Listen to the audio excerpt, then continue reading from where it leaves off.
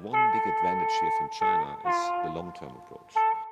I think that what that shift showed was that it was an organisation with deep roots in Chinese society.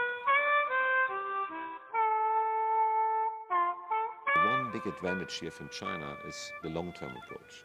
In Europe, we have elections every 4 years, and sometimes, a new government comes in, some changes might be announced, and in the second year, slowly changes are happening. In the third year, we already think about the next election. In the fourth year, everything is kind of, being stopped because next election is coming in. So I prefer actually the long-term approach in the Chinese fashion. It's good to have a strong party in power where you can have this long-term approach. And maybe we are too short-term oriented back in Europe and back in the US. It's actually a so-called Anglo-Saxon approach. It's arm's length decision making, where we only think about shareholder value and short-term returns. In China, we got the principle of long-term return and giving back to society. And I think the Chinese government is embracing this principle. I think one of the most interesting things about the Chinese Communist Party historically was after Mao died, because the country was in trouble. And what happened was that Deng Xiaoping, as he emerged as a new leader, really made a big shift in the outlook and philosophy.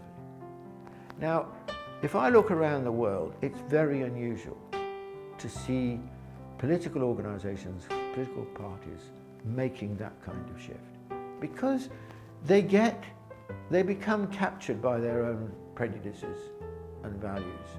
And it's very difficult for them to start thinking in different ways, to make that kind of shift. It requires a lot of courage, and it requires a lot of confidence. And I think that what that shift showed was that it was an organization with deep roots in Chinese society. Because you've got to basically reject a lot of the kind of ideology you've had, and you've got to reach out to people in a different kind of way. So I think that example shows you that, unlike, for example, the Soviet Communist Party, which I think didn't have deep roots in society, didn't in Russian society. And in the course of a short interview like this, I cannot possibly go into the many reasons that have been put forth for this success. But in my modest opinion, after 2 years being here, I would identify 2 factors as being particularly important in this regard.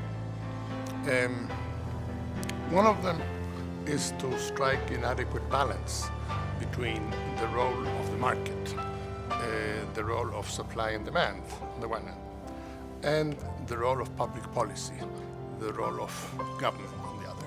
It's a very fine equilibrium. Many countries go either to one extreme, to let the market do as it pleases, or to have the state being extremely proactive. And it seems to me that what China has done is to find a nice balance between these 2 elements. The other factor that I've been able to ascertain in my travels around China, I visited about 20 provinces in these 2 years that I've been here. And my goal is to visit all 32 by the time my time is up, is this incrementalist, experimental approach to public policy that is to try out something first in a province or in a city, and then expand this to the rest of the country. So in such a way, you avoid the mistakes of launching policies that may be bound for failure. And if you launch them nationwide, it will be a real disaster.